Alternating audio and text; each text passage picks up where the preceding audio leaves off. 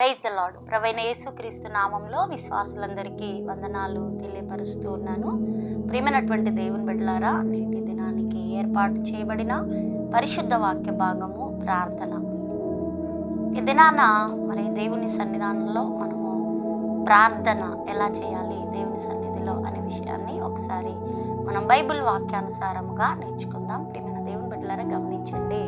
మత్తయి సువార్త 6వ అధ్యాయము 6వ వచనాన్ని గమనించినట్లయితే, నీవు ప్రార్థన చేయనప్పుడు నీ గదిలోనికి వెళ్ళి తలుపు వేసి రహస్యమందున్న నీ తండ్రికి ప్రార్థన చేయము.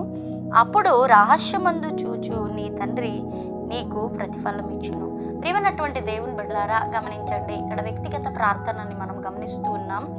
కాబట్టి మరి దేవుని సన్నిధానంలో మొరపెట్టాలి అని మనము ఆలోచన కలిగి ఉన్నప్పుడు మరి దేవుని సన్నిధిలో రహస్యముగా మన గదిలోనికి వెళ్ళి మన తలుపు వేసుకొని దేవుని సన్నిధిలో మరి రహస్యమందు చూస్తున్న నా తండ్రి నా మొర వింటున్నాడు అనేటటువంటి ఉద్దేశము కలిగి మనము దేవుణ్ణి ప్రార్థన చేసినట్లయితే నిశ్చయముగా ఆయన మొరను ఆలకించి మనకు సహాయం చేస్తాడు.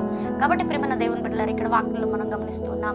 చూడండి, రహస్యమందు చూచు నీ తండ్రికి నీవు మొరపెట్టినప్పుడు నీ తండ్రి నీకు ప్రతిఫలం ఇస్తాడని ఇక్కడ దేవుని వాక్యంలో మనం గమనించి ఉన్నాం. కాబట్టి ప్రియమైనటువంటి దేవుని బిడ్డలారా, మనం ప్రార్థన చేస్తున్నప్పుడు వేషధారుల వల్ల కాకుండా దేవుని సన్నిధిలో దేవుడు నా ప్రార్థన వింటూ ఉన్నాడు, దేవుడు నాతో మాట్లాడతాడు, నా దేవుడు సజీవుడైనటువంటి దేవుడు అని నమ్మకంతో నువ్వు దేవుని సన్నిధిలో వెళ్ళి మొరపెట్టగలిగితే నిశ్చయముగా దేవుడు నీ ప్రార్థనకు ఆయన సమాధానం ఇస్తూ నీకు రావలసినటువంటి దీవెనలను ఈవులను అనుగ్రహిస్తూ దేవుడు నిన్ను బలపరుస్తాడు.